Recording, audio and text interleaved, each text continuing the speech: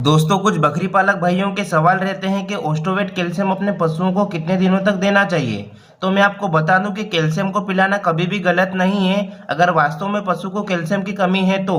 अगर आपके पशु में कैल्शियम की कमी है तो आप कैल्शियम लगातार दे सकते हैं, और अगर कैल्शियम की कमी नहीं है तो प्लीज आप 10 या 15 दिनों तक कैल्शियम दें। उसके बाद 15 दिन तक रुक जाएं। 15 दिन बाद फिर से कैल्शियम देना चालू कर सकते हैं, और देने की जो मात्रा है वो 5 किलो पर 1 ml दें, यानी कि 50 किलो की बकरी को 10 ml